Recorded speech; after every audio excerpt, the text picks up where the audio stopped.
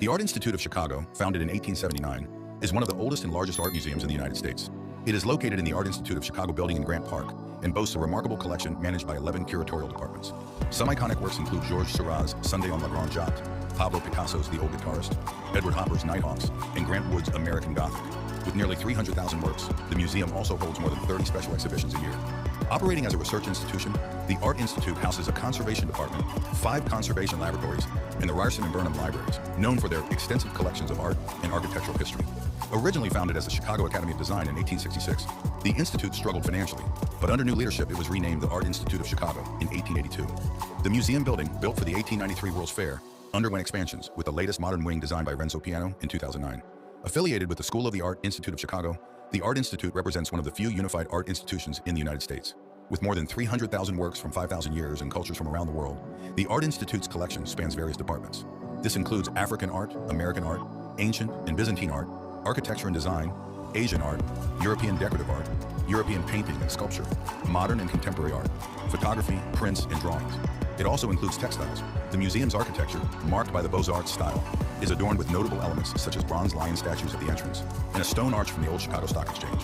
In 2009, the Art Institute unveiled its modern wing, designed by Renzo Piano, displaying early 20th century European art and contemporary works.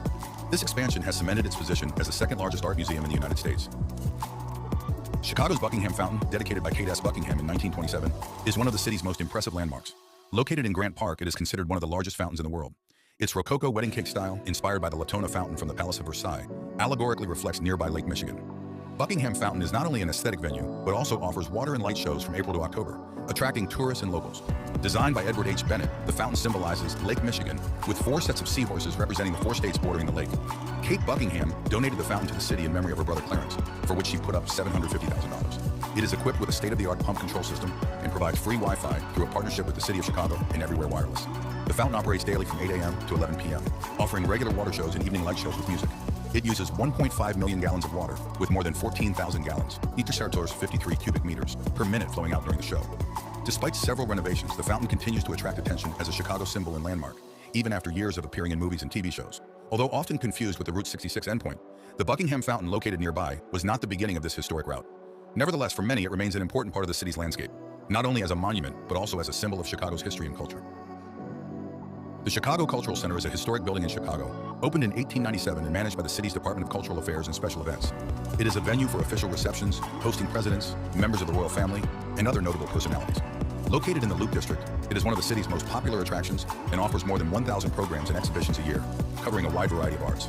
The building, designed by Shepley, Rutan, and Coolidge, originally served as the main library of the Chicago Public Library, before being transformed into an arts and culture center in 1978. It features a neoclassical architectural style with stained glass domes and richly decorated interiors, such as the Randolph Street Staircase and the Grand Army of the Republic Hall. Between 2021 and 2022, the building underwent a major renovation, restoring its original splendor. The project included the restoration of the stained glass domes and the restoration of historic architectural details. The Chicago Cultural Center is also the site of numerous exhibitions, such as Crossroads, Modernism in Ukraine, 1910-1930, and Richard Hunt, 60 Years of Sculpture, and home to the Rushmore mural by Carrie James Marshall, a tribute to women contributing to Chicago culture. The Chicago River, an important 156-mile-long waterway, runs through the heart of Chicago, connecting the Great Lakes to the Mississippi River Basin. It has undergone significant changes in the past to meet environmental and navigational needs. In the late 19th century, concerns over water supply and sewage prompted engineering projects, including the diversion of the river. This undertaking, completed in 1900, diverted the course of the river into the Chicago Sanitary and Ship Canal. Recognized as an engineering feat, the river became the civil engineering monument of the millennium. The river, symbolized by the blue stripes on the Chicago flag, consists of 3 branches: the North, South, and Main branches. The North branch meanders from the suburbs into the city, while the South branch serves as a commercial artery. The Main branch originates in Lake Michigan, and its flow is regulated to maintain water levels. In the past, the river played a key role in the development of Chicago. The first settlers navigated its waters, and engineering efforts increased its usefulness. However, industrialization and urbanization led to pollution, earning the river the nickname the Stinking River. Efforts to clean up the river began in the late 20th century, and significant improvements have been made in recent decades. Today, the Chicago River serves as a recreational center and cultural landmark. Events such as St. Patrick's Day, during which it is dyed green, and celebrations commemorating the Chicago Cubs World Series victory are held on it. Museums such as the McCormick Bridge House celebrate its history and impact.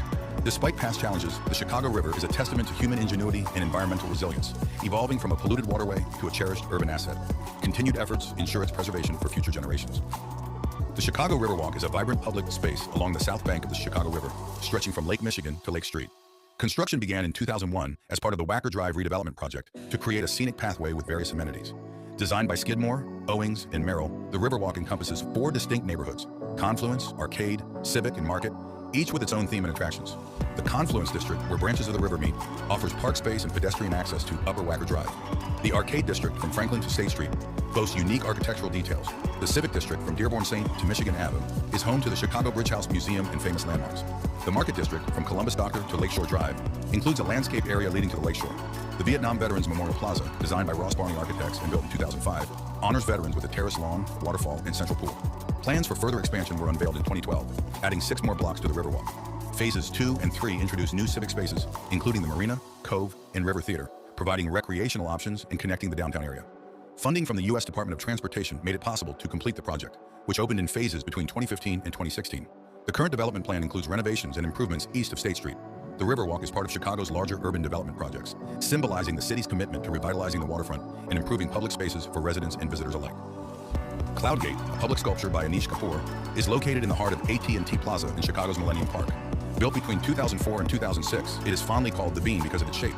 The sculpture, made of 1/68 stainless steel plates, features a seamless, polished exterior reflecting the city skyline. Inspired by liquid mercury, it invites visitors to interact with it, passing under its arch and exploring the omphalos, a concave chamber beneath. Despite its popularity, Cloudgate faced challenges during construction, with concerns about the feasibility of the project and its maintenance. Kapoor's vision prevailed, and the sculpture became a celebrated addition to the park. Its completion in 2006 marked an important moment in public art. Kapoor's design aims to engage with Chicago's skyline, reflecting its surroundings while offering viewers a transformative experience. Cloudgate embodies the artist's exploration of duality and spirituality, inviting contemplation and interaction. In addition to its artistic significance, Cloudgate has become an iconic symbol of Chicago, appearing in films, music videos, and literature. It has also generated controversy, such as a lawsuit over its use in an NRA film.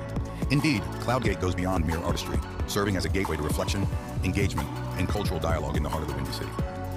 Garfield Park Conservatory, located in Garfield Park, Chicago, is one of the largest greenhouse conservatories in the United States.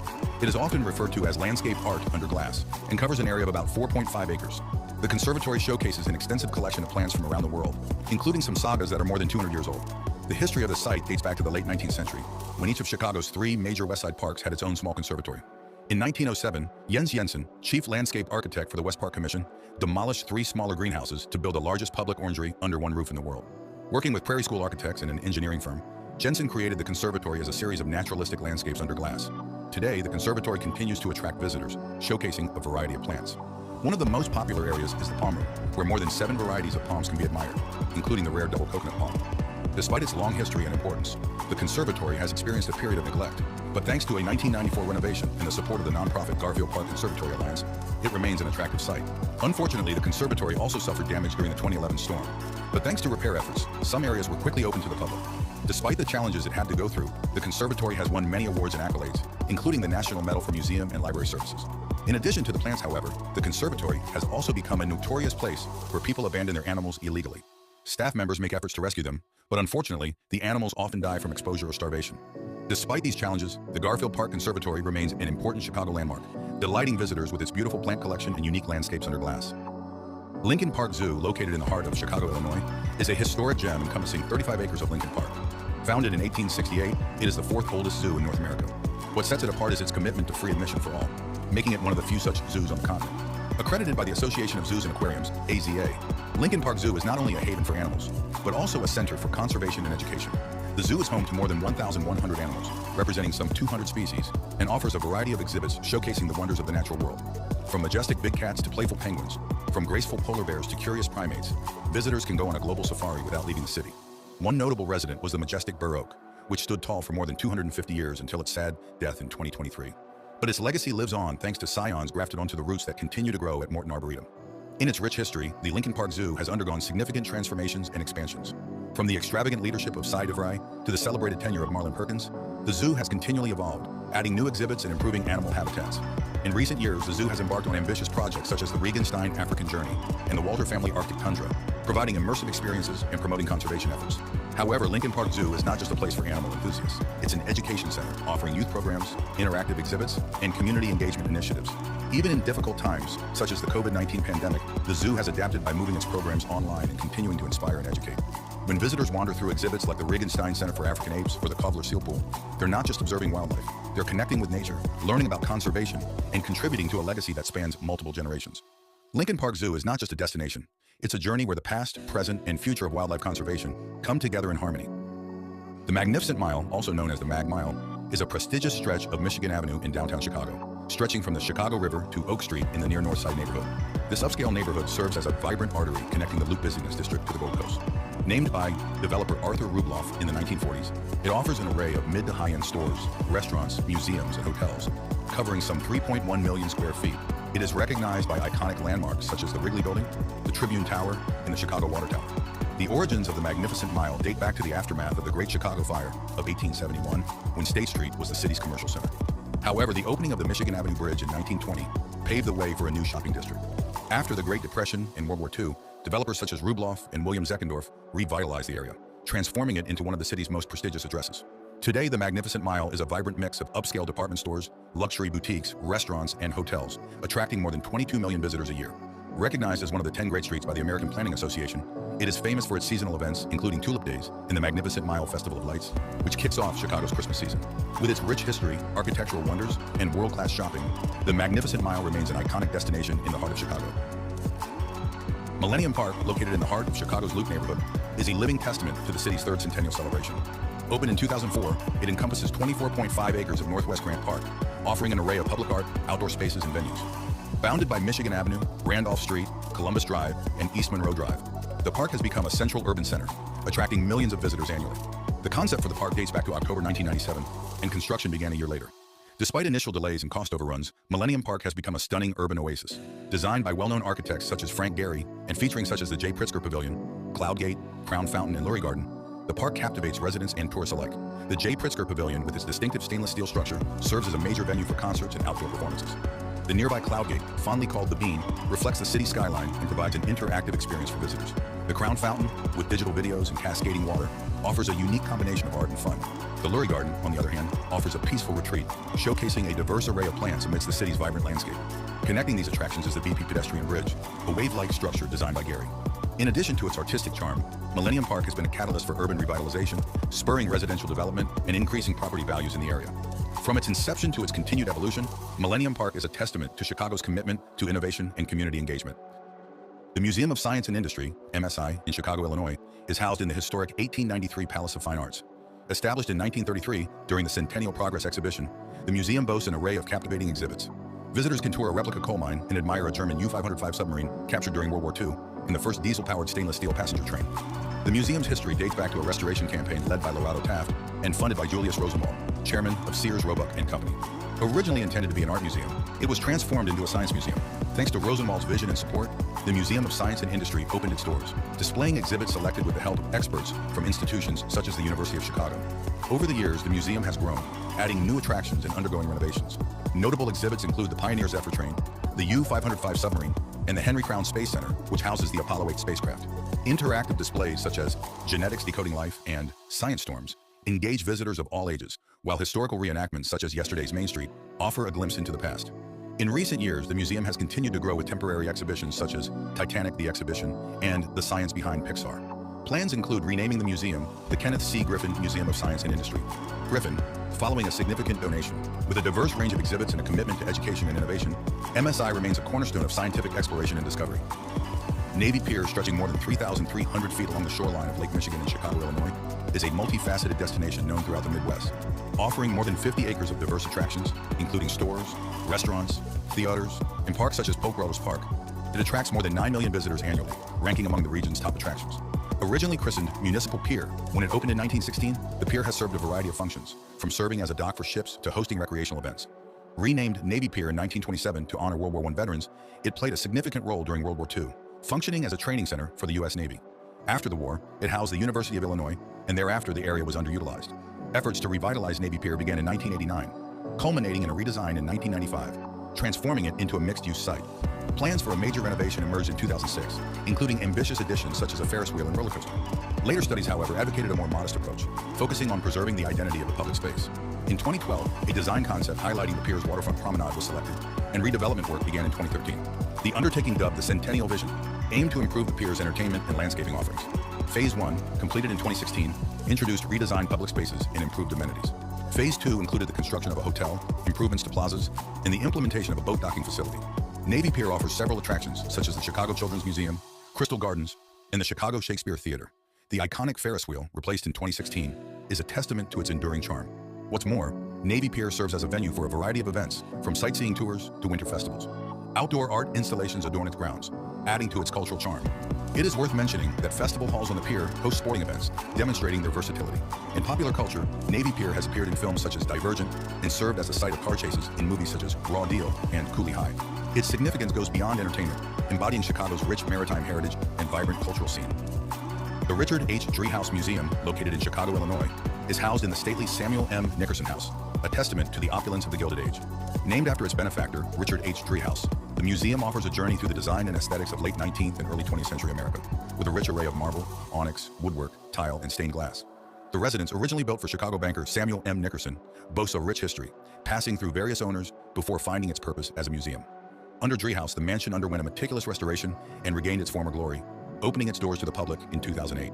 Within the ornate walls, the museum proudly displays the select Driehaus collection, which includes exquisite works by Louis Comfort Tiffany, known for his stained glass and decorative arts. Visitors can admire Tiffany's works, as well as other notable pieces such as Neo-Empire furniture, rare pianos, and intricate sculptures. The museum's program goes beyond static displays, offering guided tours and themed experiences, including immersive tours exploring the lives of servants in the mansion and twilight tours delving into the elite social circles of the Gilded Age. In addition, it hosts a variety of public events, such as concerts, lectures, and family programs, all in keeping with its mission to preserve its architectural heritage and promote the decorative arts.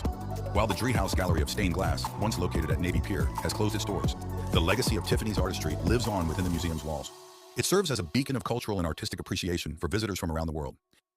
The Shedd Aquarium, formerly known as the John G. Shedd Aquarium, is a renowned indoor public aquarium located in Chicago. Opened on May 30th, 1930, this massive 5 million-gallon aquarium houses some 32,000 animals, making it the third largest aquarium in the Western Hemisphere. Located along Lake Michigan on the city's museum campus, the aquarium stands as a prominent institution alongside other revered landmarks such as the Adler Planetarium and the Field Museum of Natural History. Throughout its history, the Shedd Aquarium has won international acclaim, earning recognition as the best aquarium in the world. It prides itself on being the first inland aquarium to house a permanent collection of saltwater fish.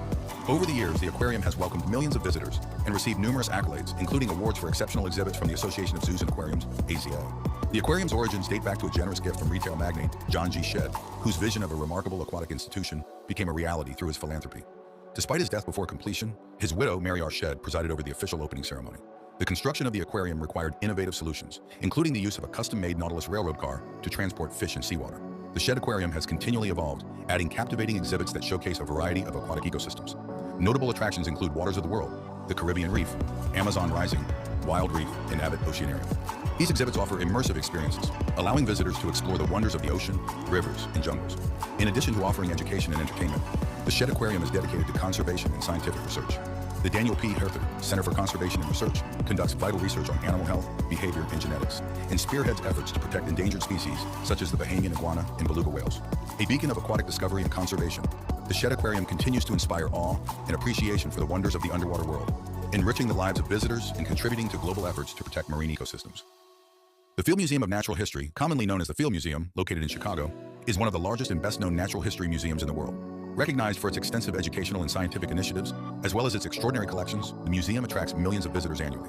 Named after its chief benefactor, Marshall Field, the museum has its origins in artifacts displayed at the World's Columbian Exposition of 1893. Initially named the Columbian Museum of Chicago, it later became the Field Museum of Natural History to emphasize its focus on the natural sciences. Over the years, the museum has expanded its collections to include more than 24 million specimens and objects, from fossils to cultural artifacts from around the world. Its library, with more than 275,000 books and journals, supports academic research in a variety of disciplines. The museum's permanent exhibitions offer a variety of experiences, from exploring the evolution of life on Earth to delving into ancient civilizations such as Egypt and the Americas. Notable exhibits include Tsavo's man-eating lions, mummies from ancient Egypt, and artifacts from Pacific Island cultures. In addition to permanent exhibitions, the museum organizes temporary shows and conducts active research programs led by academic faculty and staff. These ventures include field expeditions, biodiversity studies, and global cultural research. The Field Museum's commitment to education extends beyond its walls, with programs ranging from informal to structured. From school initiatives to public lectures and events, the museum seeks to inspire curiosity and promote an understanding of the natural world. Despite challenges, such as a reported case of fraud in 2015 and ongoing efforts to repatriate Native American remains, the Field Museum continues to maintain its reputation as a world-class institution dedicated to scientific discovery, education, and heritage preservation. The Willis Tower, originally known as the Sears Tower, rises 110 stories and 1,451 feet, Sewers 442 m, in Chicago's Loop neighborhood. Designed by Bruce Graham and Fazlur Rahman Khan of Skidmore, Owings and Merrill, SOM, it has held the title of the world's tallest building for nearly 25 years since opening in 1973. Today, it is the third tallest building in the Western Hemisphere and a major tourist attraction, drawing more than 1.7 million visitors a year to the Sky Deck Observation Deck, the tallest in the United States. The tower's unique structure, located in an area bounded by Franklin Street, Jackson Boulevard, Wacker Drive, and Adams Street, consists of 9 square tubes grouped in a 3x3 matrix, 7 of which are on the upper floors. The facade, made of anodized aluminum and black glass, has a striking appearance. The lower half of the building originally housed the headquarters of retail giant Sears, while the upper floors were leased to other tenants. The tower's history dates back to when Sears needed a new headquarters in the late 1960s, prompting a search for a suitable location in Chicago's Loop neighborhood. Despite initial challenges, including legal negotiations and land acquisition, Sears acquired the Loop site in 1970, paving the way for the tower's construction. Construction began in August 1970 with meticulous planning to mitigate potential problems, such as interference with television broadcasts, which were resolved through ongoing negotiations and litigation. The tower reached its full height in 1973, marking a milestone for the Chicago skyline. Over the years, the tower has undergone renovations and changes in ownership, including a name change to Willis Tower in 2009 after a lease agreement with Willis Group Holdings. Today, it is a symbol of Chicago's architectural prowess and continues to evolve, with recent renovations enhancing its appeal and functionality. Despite occasional incidents and challenges, such as the 2020 flood and past security threats, Willis Tower remains an icon, attracting visitors and tenants alike to its high-profile presence in the heart of Chicago. Wrigley Field, located on the north side of Chicago, Illinois, is a historic baseball stadium and home to the Chicago Cubs of Major League Baseball. Opened in 1914 as Weedman Park for the Chicago Whales, it later became the home of the Cubs in 1916. Named after chewing gum magnate William Wrigley Jr. in 1927, it is now fondly referred to as the Friendly Confines. Located in the Wrigleyville neighborhood, Wrigley Field boasts iconic features such as ivy-covered brick walls and a hand-turned scoreboard. It is the second oldest Major League stadium and was designated a National Historic Landmark in 2020. Over the years, Wrigley Field has undergone extensive renovations, most notably Project 1060, initiated by the Ricketts family in 2013. This comprehensive plan aimed to modernize the stadium while preserving its historic charm. It included adding video scoreboards, relocating the bullpens, and improving fan amenities. Despite its age, Wrigley Field remains a beloved venue for baseball enthusiasts. Its unique atmosphere, rich history, and ongoing improvements continue to make it a cherished landmark in American sports culture.